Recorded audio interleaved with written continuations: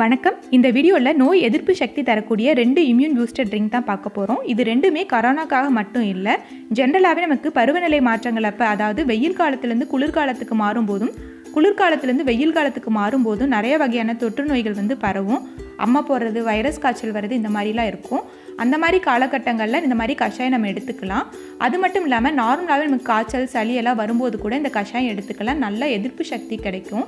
இந்த கஷாயம் குடிக்கிறனால எந்த வியாதியும் நமக்கு வராது அப்படின்ட்டு கிடையாது. எந்த விதமான தொற்று வியாதிகள் வந்தாலும் அதுலேருந்து நம்மளை தற்காத்துக்கிறதுக்கு நல்ல நோய் எதிர்ப்பு சக்தி இருந்தால் போதும். இந்த மாதிரி கஷாயம் குடிக்கும் போது நமக்கு நல்ல எதிர்ப்பு சக்தி கிடைக்கும். அதனால தான் இதை எடுத்துக்கிறோம்.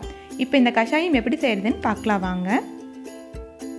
ஃபஸ்ட்டு நம்ம காலையில் குடிக்கிறதுக்கு ஒரு ஜூஸ் ரெடி பண்ணிக்கலாம். இது முடிஞ்ச வரைக்கும் காலையில் வெறும் வயிற்றில் குடிக்கும். அப்படி இல்லை அப்படின்னா நமக்கு அல்சர்லாம் இருந்துச்சுன்னா காலையில் ஃபஸ்ட்டு ஒரு கிளாஸ் வாட்டர், நார்மல் வாட்டர் குடிச்சிட்டு அதுக்கப்புறம் இந்த ஜூஸ் எடுத்துக்கலாம். இப்போ நான் 2 டம்ளர் அளவுக்கு தண்ணி சேர்த்திருக்கேன். இது 2 பேத்துக்கு உண்டான அளவு. இதில் ஒரு பாதி எலுமிச்சம்பழத்தை 2ஆக கட் பண்ணி தோலோடு சேர்த்திருக்கிறோம். விட்டமின் சி சத்து இருக்கனால தோலோடு சேர்த்து செய்யும்போது நமக்கு நல்ல எதிர்ப்பு சக்தி கிடைக்கும். இதில் ஒரு துண்டு இஞ்சியை லைட்டாக இடித்து சேர்த்திக்கலாம். இதெல்லாம் சேர்த்து இது நல்லா ஒரு 5 நிமிஷம் கொதிக்கட்டும். ஒரு கொதி வந்தோடனே நம்ம நிறுத்திடக்கூடாது. 5 நிமிஷம் நல்லா கொதிச்சாதான் அந்த தோலில் இருக்க சத்தெல்லாம் தண்ணிக்குள்ளே இறங்கும். 5 நிமிஷத்துக்கு அப்புறம் ஸ்டவ்வை ஆஃப் பண்ணிட்டு இது வேற ஒரு கிளாஸுக்கு மாற்றிக்கலாம். வடிகட்டி வேண்டாம், அப்படியே நம்ம இந்த ஜூஸை குடிச்சிக்கலாம். கொஞ்சம் வெது வெதுப்பாக இருக்கும்போதே நம்ம குடிக்கணும். நமக்கு நோய் எதிர்ப்பு சக்திக்காக குடிக்கிறோம், காய்ச்சல் சளியெல்லாம் இருக்கும்போது இந்த ஜூஸ் குடிக்கிறோம் அப்படின்னா ஒரு வாரத்துக்கு காலையில் வெறும் வயிற்றில் நம்ம கண்டினியூவாக குடிக்கணும்.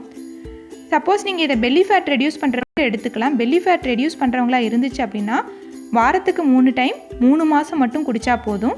இந்த ஜூஸை அளவுக்கு அதிகமாகவும் எடுத்துக்கக்கூடாது. ஏன்னா வெறும் வயிற்றில் நம்ம எலுமிச்சம்பழத்தை ஜூஸாக செஞ்சு குடிக்கிறோம். அதனால் இதை கண்டிப்பாக ட்ரை பண்ணி பாருங்கள். அடுத்து நம்ம ஒரு கஷாயம் செய்ய போகிறோம். இது ஒன்றா ஈவினிங் அப்படிலாம் நைட்டு தூங்க போகிறதுக்கு முன்னாடி இந்த கஷாயம் குடிக்கணும்.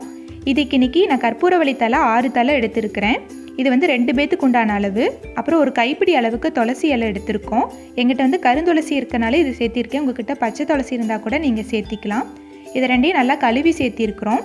அப்புறம் ஒரு மீடியம் சைஸில் இருக்கிற வெத்தலை, அதையும் சேர்த்திக்கலாம். இது காம்போடு சேர்த்திக்கணும். இது சின்ன சின்னதாக கிள்ளி போட்டுக்கலாம். ரொம்ப சின்னதாக நம்ம பிச்சிட வேணாம். 1-2 கட் பண்ணி சேர்த்திக்கலாம்.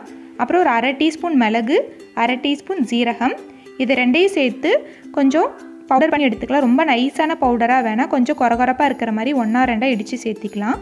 ஜென்ரலாக கஷாயம் செய்யும் போது எந்த பொருளையும் ரொம்ப ஃபைனாகவோ அல்லது சின்ன சின்னதாக கட் பண்ணி சேர்த்தக்கூடாது. 1-2 இருக்கிற மாதிரி சேர்த்திக்கணும். அதுக்கப்புறம் ஒரு துண்டு இஞ்சி எடுத்து அதையும் லைட்டாக இடித்து சேர்த்திக்கலாம். இஞ்சிக்கு பதிலாக உங்கள்கிட்ட சுக்கு இருந்துச்சுன்னா கூட அதையும் சேர்த்திக்கலாம். நான் இஞ்சி தான் 1-2 இடித்து இதையும் அந்த பவுலில் சேர்த்திக்கிறேன். அப்புறம் ஒரு 1/4 டீஸ்பூன் அளவுக்கு மஞ்சள் தூள், அப்புறம் 1 டேபிள் ஸ்பூன் அளவுக்கு கருப்பட்டி அல்லது வெல்லம் சேர்த்திக்கலாம். நம்ம கஷாயம் இந்த மாதிரி இனிப்பு இல்லாமலே கூட குடிக்கலாம். ஆனால் கொஞ்சம் காரத்தன்மை இருக்கிறனால நான் 1 டேபிள் ஸ்பூன் அளவுக்கு கருப்பட்டி சேர்த்திருக்கிறேன். இது கூட 2 கிளாஸ் நம்ம தண்ணி சேர்த்திக்கிறோம். நான் 2 பேத்துக்கு உண்டான அளவுங்கிறனால 2 கிளாஸ் எடுத்திருக்கேன். இப்போ இதை நம்ம ஸ்டவ்வில் வச்சு இது நல்லா கொதித்து 1 கிளாஸ் வர வரைக்கும் நம்ம கொதிக்க வைக்கணும்.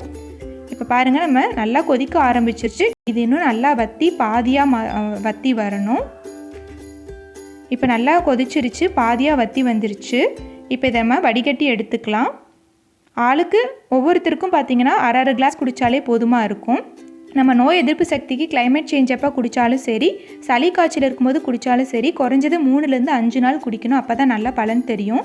அது மாதிரி கொஞ்சம் சூடாக வெது வெதுப்பாக இருக்கும்போதே குடிக்கணும். அப்போ தான் நமக்கு அந்த சுவாச குழாயில் இருக்க சளி எல்லாமே நல்லா கரைச்சி கொடுக்கும். இதை கண்டிப்பாக ட்ரை பண்ணி பாருங்கள், நல்லா டிஃப்ரென்ஸ் தெரியும். தேங்க்யூ.